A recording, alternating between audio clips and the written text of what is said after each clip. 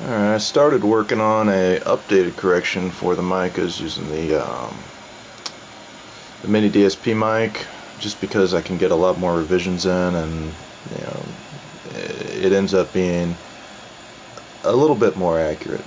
But I kind of wanted to show off-axis how things are behaving with these corrections, because I know a lot of people say, oh well, you're correcting just for on-axis near field. And what does that actually do once you start looking off axis? So I want to show that here, and hopefully you guys get a little piece of that. And then also I'm probably going to go through and show some close measurements, extremely close, on the drivers themselves, so you can see exactly what is going on, because I don't actually get it. I mean, you'll see once I get to that point. There's some weird stuff there that I don't know about. So anyway, I'll go ahead and get started and show you. We've got the real-time analyzer running, and it kind of looks like this. So I'm gonna turn it up.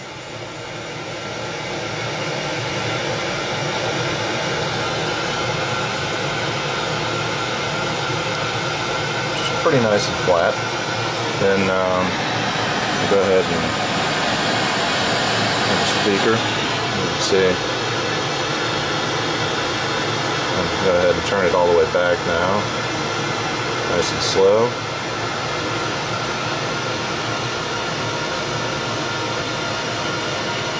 And this is almost pointing at the wall.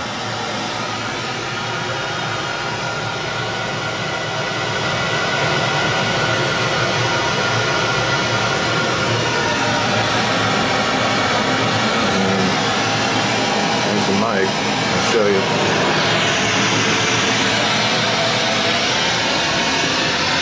Get an idea exactly how far off axis we are here.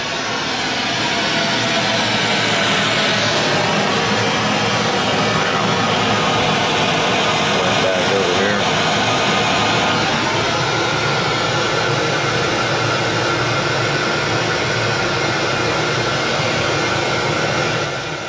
And you can see there that, I mean, there's not much going on as far as a difference. Horizontal off axis is great with this. Now, let me go ahead and change this out to disable the correction. You can hear that, that's pretty nasty. And turn it back up. See our friend the 7K peak is back, and we got a little bit of nasty everywhere. So now we'll try a little off axis and see what happens.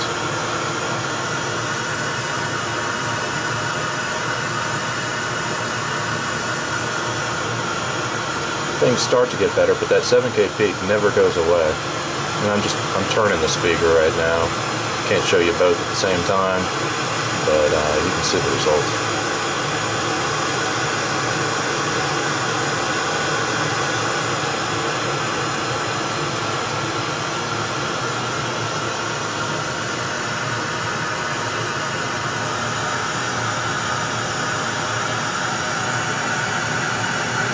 And this is the back of the speaker. And 7K peak's still there. So now a lot of this is because of reflections in the room. The direct sound is going in the back of the room and it's bouncing around and it's doing everything. But you're going to want your sound for your whole room to be, at least a little bit accurate. This is pretty far off. So with the corrections, you do lose a whole lot. I'm minus 10 dB right now to level match them. And perceivable isn't that bad, because I kind of take care of that 4K dip right there and bring that up. So, but it is, I'd say probably 6 dB 7 dB you're missing out of the whole thing. And it's, the correction is turned on now. And of course you can still pick up my voice, and it's showing up on there just because I have it turned down so much. But I'm going to go ahead and stop recording. I think you guys got the gist of the off-axis behavior is pretty much the same thing as on-axis, at least horizontally. Now vertically I can show you a little bit of that. This is where things get hairy because you're dealing with such a small box here and close proximity. So I'm going to go ahead and just pick up the mic and you can kind of see what's going on. So this is sitting in front of the woofer, or if you were, say, you know, way up there,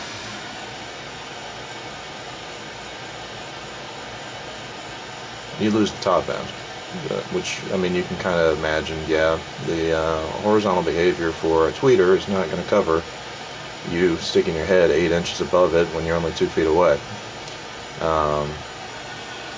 So,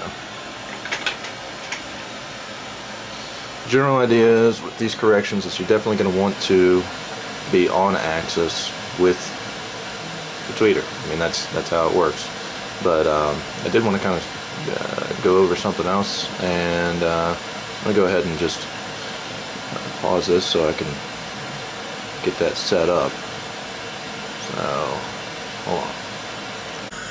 Alright, here we are, we're back again, and you can see I got some really goofy shit going on here, but supposedly this is a way to measure bass response without having the room show up, and effective measurement. And you can see right here we've got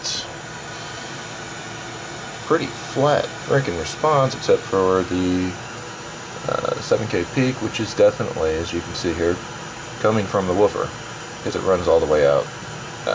Without a crossover, it's putting out something down to, what is that, probably about 13-14K.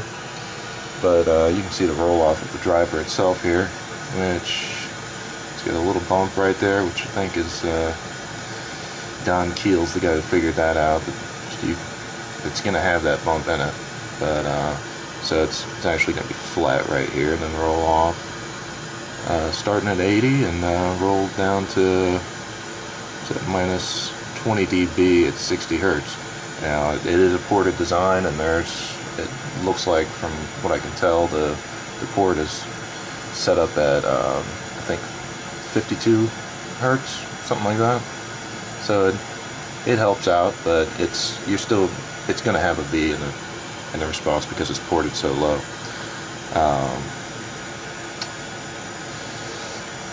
But anyway, this is without the correction, believe it or not.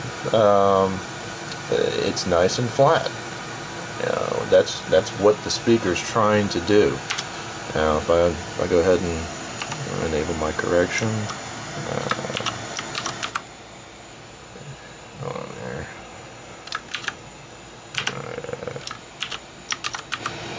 All right, you're seeing what I'm doing here. Even though this looks worse, it actually sounds better because the driver integration issues. These guys put some pretty decent drivers together in this box, and you could tell before, I mean, it was flat all the way up to 5K, and then, you know, something should have been done about the peak at 7K, but they just let it ride. But they also never really looked at what happens when you put these speakers inside of the box. And this is not preferable at all. I mean, obviously it would be really nice to have just a straight drop right there and not have to do this correction in DSP, because it's not terribly accurate. It's still making that sound. Just got it turned down. So it's making its little peak there, and you can kind of see it trying. But I got it mostly flat. And if I, a little crazy here and look at the tweeter, try and show you what that looks like. This is with the correction. I've got 7K turned way down on the tweeter to try and compensate. So, you know, wrong things are coming from the wrong places, which is what you get with these speakers that have, you know, no crossover built into them other than just a cap filter. If you want them to sound decent and you put a DSP correction in it, this is what you're going to have. It's going to be a flat tonal response from far away. I'll back it up and you can kind of see what's going on. You know, you got to get way back for everything to try and integrate. Let me turn it up some. Alright.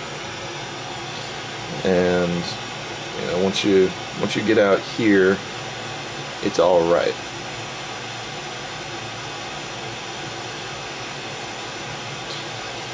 But you know, you got to get 2 feet away. If you put this right in the middle of the speakers, it does some, you know, at this kind of range right here. Sums properly. But that's with the correction on it, you know. But if you look at what the woofer's doing, it is definitely not flat, and it's more flat without the correction. But it is just not operating that way. Once it was put inside this box, it's a different ball game. So don't know exactly what is the reason for that. Maybe somebody could tell me. This is without the correction, right on the woofer again, and you can see a little bit of the anomalies that I was correcting for, but nothing like what was there. You know, the big dive in the mid-range, and you know, a few other issues. I'm going to pull this out again.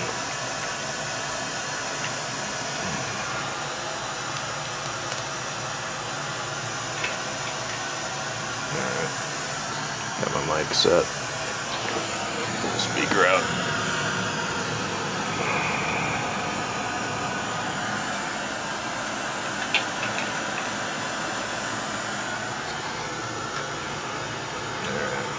And you know, you see right here what is going on right there, because that's not from the driver.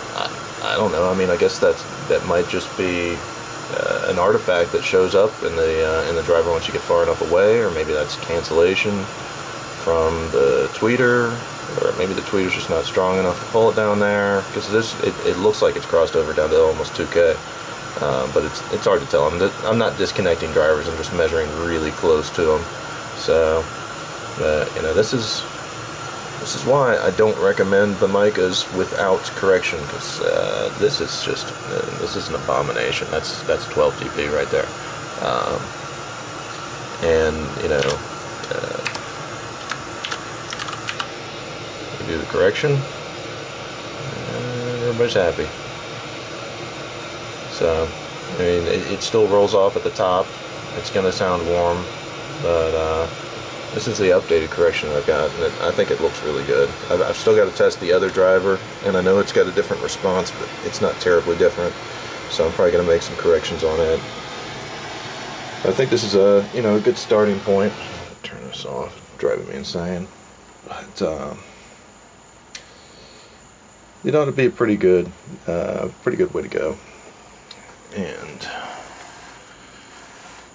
you know, these speakers, it seems like such a shame that, and it's the same thing with, well, no, the B652s have other issues, but I mean, this is a pretty nice looking speaker. The tweeter I actually like. It's not as good as, you know, these bad boys over here, the OSDs, which, I mean, that tweeter is just amazing on that thing. For, you know, a $60 speaker. So this, on the other hand, is pretty damn good for a $50 speaker. It's got a decent tweeter on it, but and from what I can tell, it's got a decent woofer on it too. It's just the integration that they did with the drivers. They didn't do it. They picked some drivers out of a catalog that looked like they'd be pretty decent, and they are. and then they slapped them in a box and put a cap on the crossover, and that's it. And it's a damn shame. I think, yeah, this isn't gonna be a world-class speaker anytime soon, but there was definite room for improvement, and it wouldn't have cost them hardly anything in parts, maybe some R&D time, but you can get somebody that knows how to build a crossover and put it together very quickly, that would clean this up. I don't know about the time alignment and all those other things that passive crossover guys have memorized or can compute out of their calculators, but that may be what's happening with the drivers, because it's obviously a driver integration issue, because the measurements that I'm getting from 2 feet away are completely different from the measurements that I'm getting on the cone of the woofer. So there's some type of cancellation or some type of something that's going on there. Don't know exactly what, but I corrected for it, so there you go. Yeah, I did some just walking around as well with the mic inside this little room, just to see exactly how bad the corrected response is. And if you're bouncing flat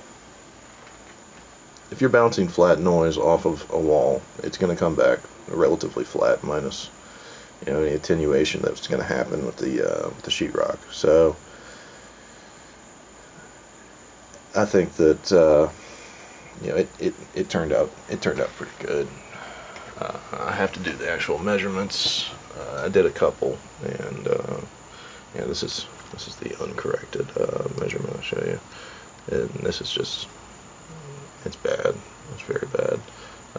This stuff right here, this isn't as aggravating. This is missing parts. Missing parts are okay, but it's at least, it shows up as a gradual slope, but in reality it's this sharp peak coming off the woofer. It shows up gradual like this because of the integration with, well, the tweeter's doing something over here as well, so it kind of shows up that way. But yeah, these speakers without crossovers, man, I don't get it. It's a horrible idea as far as I can tell. I haven't heard a good one yet. It's another reason why I like the OSDs is, they measure like shit. They're horrible tonally, but they have a crossover, so the right sounds are coming out of the right drivers. So even though this is sitting with a huge rising response, I'll probably do a video on those, because I did run through a quick correction revision on them yesterday. So I've got that up on noaudiophile.com, so y'all can check that out if you want. And they sound good. It's a horn, so it sounds like the music's coming from that general area over there where the speaker's at, which is a lot better than the V652s, which just kind of just blast music all over the walls. And these guys, they're all right once they're corrected. It's just they're clunky. They're not as refined as the OSDs, especially with the tweeter. The OSD tweeter, I'd put that up against. You got to be a picky bastard if you're gonna complain about that tweeter. Yeah, you can complain about the horn loading and the fact that the dispersion pattern is kind of different, but you can see this thing, man. It's just, that's a really nice tweeter for what it is, for being a cheap ass speaker. So anyway, I'm gonna go ahead and put this up and see what you guys have to say, and I'll check you guys in the comments, I guess.